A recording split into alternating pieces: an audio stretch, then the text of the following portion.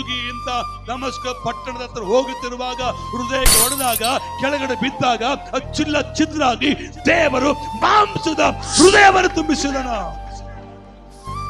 Amen, hallelujah.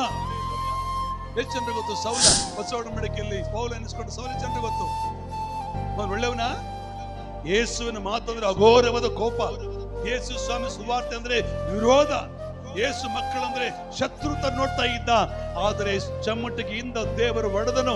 ಹೇಗೆ ಒಡೆದನು? ಅಪೊಸ್ತಲರ 9 ಸೌಲನೇ ಸೌಲನೇ ನನ್ನನ್ನು ಯಾಕೆ ಹಿಂಸೆ ಪಡಿಸ್ತಿ? ಆ ಮಾತು ಯಾವಾಗ ಆ ಪೌಲನ ಹೃದಯಕ್ಕೆ ಹೊಡಿತೋ ಚಿಲ್ಲ ಚಿದ್ರಾಗಿ ಕೆಳಗಡೆ ಬಿದ್ದು ಕಣ್ಣು ಕಾಣದವನಾಗಿ 3 ದಿನಗಳ ಕಾಲ ಊಟ ಮಾಡಲಿಲ್ಲ, ನೀರು ಕುಡಿಲಿಲ್ಲ, ದೇವರಿಗೆ ಪ್ರಾರ್ಥಿಸಿದ. ಆಮೆನ್, ಹೇಳಿ ಹಲ್ಲೆಲೂಯಾ. ಕೈಗಳ ಮೇಲೆ ಹಲ್ಲೆಲೂಯಾ. ದೇವರ ವಾಕ್ಯ ನಮಗೇನಾಗಿದೆ ನೆನಪಿಟ್ಟುಕೊಳ್ಳಿ ಪ್ರಿಯರೇ, ಅದು ಚಮ್ಮಟಗಿ ಸುತ್ತಿಗೆ. ದೇವರ ವಾಕ್ಯ ಏನಾಗಿದೆ? ಚಮ್ಮಟಗಿ ಹೊಡಿತದ, ಅದು ಬಿಡಲ್ಲ. ನನಗೊಬ್ಬ ಸಹೋದರ ಮಗ ಹೇಳಿದನು, ಸಾರ್ ಪದೇ ಪದೇ ಪದೇ ಪದೇ ಈ ವಾಕ್ಯ ಬರ್ತದೆ ಸಾರ್, ಈ ವಾಕ್ಯ ಬಂದಾಗಲ್ಲ ಭಯ ಭಯ ಭಯ ಆಗ್ತದೆ, ಭಯ ಆಗ್ತದೆ. ಅದ್ರ ಹೆಸರೇನು?